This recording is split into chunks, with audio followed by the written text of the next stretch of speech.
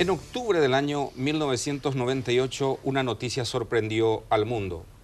Un magistrado de la Audiencia Nacional de España, aplicando el concepto de la justicia universal, procesa al dictador Augusto Pinochet, que ocasionalmente, por razones de salud, había acudido a Europa, concretamente a Londres, para un tratamiento médico. De él se trata, y esta noche lo tenemos aquí, Baltasar Garzón, ex miembro de la Audiencia Nacional de España y actual asesor internacional del Tribunal Internacional Penal de La Haya. Doctor, un gusto tenerlo aquí. Gracias por aceptar la invitación. ¿Qué tal? ¿Cómo está? Un gusto tenerlo. Bienvenido. Creemos que ya está afectado seguramente por las actividades y la temperatura, el clima. No lo dejaron en paz, doctor Garzón. Pues Sí. estuvo todo el día hablando mucho. Bueno, Sí. queríamos Es un escucharlo. punto doctor. débil, Bueno, la garganta. No hay yo problema. leí algunos trabajos, particularmente artículos periodísticos suyos, en donde permanentemente y reiteradamente hablaba de lo que usted llama una voluntad de regeneración. ¿Cuál es el papel de la sociedad civil en la aplicación de ese concepto? Es esencial, ¿no? La sociedad civil cada vez está empoderándose más. Los movimientos sociales se están convirtiendo en ese faro de vigilancia del poder político, de los responsables públicos, cada vez de ese adormecimiento respecto de la corrupción, por ejemplo, se está exigiendo la transparencia que siempre debió existir, de esa aceptación general de la impunidad, gracias al empuje de las víctimas permanente, se está transmitiendo tanto a los países como a organismos internacionales que no es una solución aceptable, sino que la verdad, la justicia y la reparación tiene que tener un lugar porque es la base precisamente de una buena evolución de la sociedad, y eso a veces los gobiernos, los políticos y también la sociedad les cuesta trabajo entenderlo, pero creo que esa es la base de la regeneración, cambiar el aprovechamiento, por ejemplo, de la política por la ética de la responsabilidad. En definitiva, es recuperar el concepto de servicio público. Todas las instituciones están hechas y creadas para servir a los ciudadanos, no al contrario. Usted buscó justicia y reparación para las víctimas del franquismo en su propio país después de haber peleado por esa justicia para las víctimas de dictaduras en la Argentina y en Chile. Sin embargo, en su propio país lo castigaron, doctor Garzón, y lo expulsaron del sistema judicial. Sí. Incluso llegaron hasta eso. ¿Se puede pensar realmente en la posibilidad de construir un sistema democrático de justicia con verdadera independencia y autonomía de un juez? ¿O eso es una utopía todavía? No, yo creo que sí. Es necesario pensar que sí. Lo único que ocurre es que también los jueces, los que somos jueces, porque sigo siéndolo, aunque no pueda ejercer temporalmente, tenemos que creernos que somos no solo funcionarios, sino servidores públicos, que es un concepto diferente. Y claro que sí se puede ser independiente, cuesta, pero tienes que reivindicar ese espacio, tienes que guiarte por las convicciones, no puedes ser acomodaticio. Si lo eres con el poder nunca pasa nada, pero si te tienes que enfrentar y optar por lo que la justicia significa, puedes tener complicaciones, pero eso es la esencia. Yo no soy, ni he sido nunca, ni acepto que los jueces sean simplemente medidores de normas. Tienen que confundirse con la sociedad, tienen que conocerla para poder defenderla. Esa idea de ese juez que pertenece a una casta ya está superada, ¿no? Entonces, se puede y se debe tener una justicia independiente, aunque a veces cueste mucho. Pero son los sistemas los que impiden esto. Digo porque de alguna manera, y en el caso nuestro todavía existe esa idea generalizada y a veces con muchos argumentos de que el poder político efectivamente puede ejercer una enorme presión sobre no solamente la voluntad del hombre de derecho, sino sobre su misma conducta ética. Bueno, yo creo que no en Paraguay, sino en general, la voracidad del poder ejecutivo es paradigmática, ¿no? Quiere expandirse y acaparar poder, en definitiva.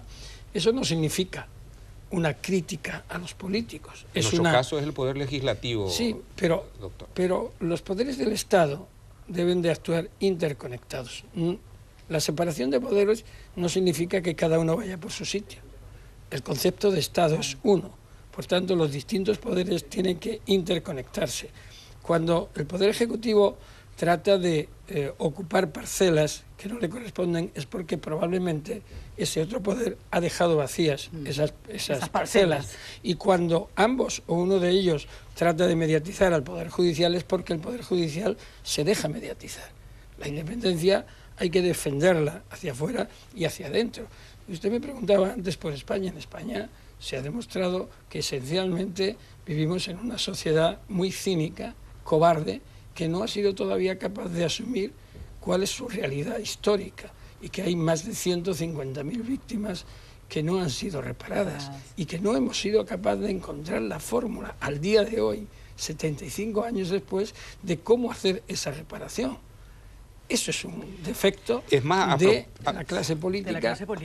Es más, usted creo que en algún momento incluso, y yo le pregunto porque esos procesos revisionistas generalmente se contaminan con intentos de indulto generalizado o pedidos de perdón sobre el pasado para no mirar ese pasado y proyectarnos hacia adelante, porque mucho dolor tenemos en el pasado, de genocidas, de ladrones, de vaciadores y saqueadores del Estado. ¿Cómo se actúa? ¿Cómo se puede, de algún modo, decirle a la gente que esta aplicación de justicia universal por crímenes de lesa humanidad sí tienen que ver también con el futuro? No, absolutamente, porque la impunidad es el cáncer de cualquier sociedad, porque normalmente no es un concepto aislado. Junto con la impunidad marcha de la mano la corrupción, que son las metástasis de ese cáncer. No encontrará usted un proceso de impunidad que no sea a la vez un proceso no ya de negación de la democracia o de los derechos, sino limpio. Es decir, siempre hay corrupción. Estos dictadores que se venden diciendo lo hicieron todo por la patria, sí, y por su bolsillo también. Entonces, lógicamente, esa impunidad genera no solamente la realidad de la impunidad, sino de que todo está permitido, de que todo cabe. Y el propio ciudadano llega a asimilarlo y pierde el punto de referencia, el punto de exigencia a quienes le dirigen. Y se transforma finalmente en una situación de crisis económica, como por ejemplo las que estamos viviendo en algunos países de Europa, que están inmediatamente relacionadas. Grecia tuvo un proceso de impunidad con el golpe de los coroneles. Los perseguidos finalmente fueron los jueces. Después vinieron muchas cosas. España, proceso de impunidad absoluto. De aquello vino lo que ahora estamos sufriendo, el descrédito de la política, la falta de compromiso, la exigencia de cuentas ahora sobre el pasado. Fue mucho más moderno mirar hacia el futuro sin darnos cuenta que el futuro solo se construye cuando el presente se afirma en unos pilares que no pueden estar siempre apoyados sobre millones o sobre miles de cadáveres. Es decir, si seguimos arrastrando, doctor, la impunidad hacia el futuro, no podemos construir una ideal sociedad justa y democrática. Desde luego, con el valor de la impunidad a cuestas, siempre va a haber un déficit muy importante, que principalmente va a afectar a los más desprotegidos, a esos que siempre se llenan la boca de que se les va a defender y luego se les abandona. El abandono de las víctimas es paradigmático. Yo llevo ahora en este momento un día en Paraguay, en Asunción, y los discursos que he oído de la parte oficial y de la parte de la sociedad y de la parte de las víctimas no tienen nada que ver. Y si no tienen nada que ver, algo falla. Algo está pasando. Algo está pasando. Porque quiere decir que las instituciones no están respondiendo al reclamo que se les hace, al reclamo de compromiso, de investigación, de persecución. No solo está en las declaraciones, sino en los hechos. Y esos hechos se demuestran precisamente haciendo todo lo posible porque esa impunidad que se expande en todos los sentidos deje de ser la regla común. Me llamó la atención el término que usaba, abandono de las víctimas, y abandono de las víctimas en distintos ámbitos también, doctor, no solamente abandono de las víctimas de la dictadura propiamente, que también es una deuda muy importante que habrá que saldar en algún momento y lo más rápido posible. Recuerdo en este momento al doctor Goiburú, que ya ha encontrado cuerpos de víctimas de políticos que pelearon contra la dictadura, y no hay dinero. Desde el Estado, ese es el argumento que les dan, que no hay dinero para hacer un simple análisis de ADN y determinar la identidad de esas personas. Yo le voy a contestar con un ejemplo que no es de Paraguay, para que no piensen que me interfiero en los asuntos de Paraguay. Pero va a venir la respuesta exacta. Hace unos 15 días, la vicepresidenta del gobierno español, en una comparecencia parlamentaria, ante la pregunta de qué ocurría con los fondos de la Ley de Memoria Histórica para la exhumación de cadáveres y las pruebas de ADN, dijo: cuando haya dinero pensaremos en esto, pero hoy no toca. A mí me parece eso una agresión de tal calibre que implica una revictimización consciente de las víctimas que llega hasta la posible responsabilidad penal, porque es humillación, desprecio de las víctimas. Eso es inaceptable. Que no hay dinero.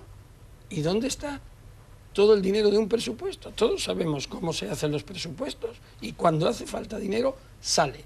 Lo único que pasa es que hace falta convicción, hace falta compromiso, hace falta responsabilidad, y no es decir vamos a buscar fondos de cooperación internacional. No, el Estado se legitima cuando protege realmente a sus ciudadanos, y no solo es el aspecto económico. Hay otras cosas que dan sentido precisamente a lo que después degenera en un abandono económico de la sociedad. Doctor, es un poco también seguramente como difícil explicar a la gente el concepto de la justicia universal, que tiene que venir un juez, un magistrado de otras audiencias a decirnos o a tratar de aplicar castigos a problemas que no tienen nada que ver extrafrontera. ¿Le costó? ¿Le cuesta? Yo creo que es muy fácil, pero cuesta. Políticamente hay un interés muy claro en no entenderlo. Los ciudadanos lo entienden perfectamente. Nuevamente no se es que no lo la entiendan, no lo quieren entender. Claro, la ciudadanía por acá no hay peor sordo que el que no quiere oír. Y es muy fácil. Es decir, cuando un sistema penal no responde a la persecución de crímenes que son universales, por tanto, no son las víctimas solo de Paraguay. Cualquier víctima de Paraguay de un crimen de lesa humanidad es igual para mí que la de Irak, que la de España o que la de Argentina. Cuando la impunidad, cuando el sistema impide esa reparación, cualquier juez de cualquier parte del mundo tiene la obligación de investigar, porque la jurisdicción universal lo que significa es el último reducto de lucha contra la impunidad, pero no lo hemos inventado los jueces, no, ha sido la consecuencia de más de un siglo de desastres humanitarios, de crímenes masivos, lo que ha producido que la comunidad internacional, los políticos, hayan adoptado ese principio. Lo único que ocurre es que normalmente esos son de los preceptos que se adoptan para tranquilizar las conciencias.